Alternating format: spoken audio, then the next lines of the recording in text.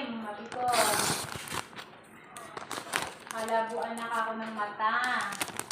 Sabi niya, ay oo. Sabi niya gano'n. Pagka ako agahan na nakain natin pag nakikita tayo ka. Ayun, nagulat sila. Marunong daw pala ako mag-drive. Nagulat si ate. Hindi naman sinabing gano'n. Nagulat sila kasi nung papunta doon, huminto ako sa may harap ng Mianga. Tinawagan ko si Santi, sabi niya, pare-pa na ang message sa akin kasi nandun na sila. Sabi ko, sige, pupunta ako na lang kayo dyan. Kako, may dala akong sasakyan. Pula ka ako na na Wigo. Sabi ko, doon na lang kayo sumakay pagliko ko. Nakita ko na doon sila sa may, kay Tambunting. Hindi, tinawagan ko. Sabi ko, lipat na kayo sa kabila. Ayun. Lumipat siya sa kabila. Tapos nagulat sila, may dala pala akong sasakyan. Tapos, sabi nun siya ito. Sabi niya, kanina yung dala niyong sasakyan. Sabi niya kay Emily, ano na ako nag-drive? Sabi ko, opo.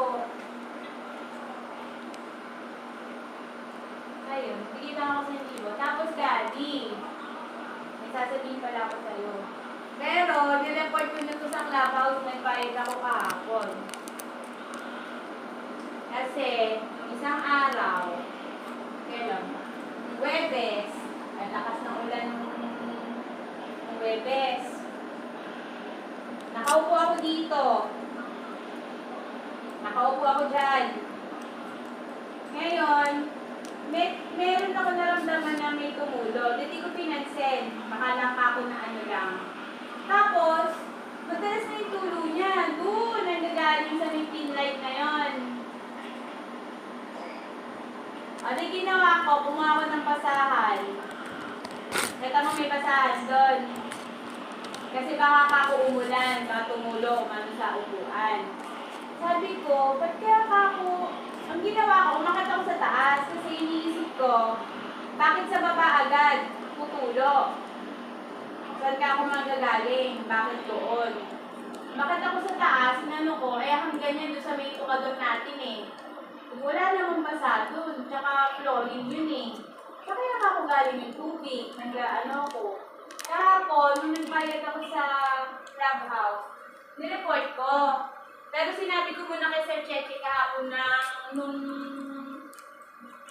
bago ko magbayad. Bago ko Sir Cheche. Sabi ko nga may gano'n, may tumulo. Sabi ko, Sir, pinagtatakahan ko, saan nanggagaling yung tulo? Sabi ko gano'n. Oo nga ma'am, kasi nagtataka rin ako na manggagaling yung tulo doon. Sabi gano'n sa akin ni Sir Cheche. Sabi niya, hindi naman ikaw sa ano yan.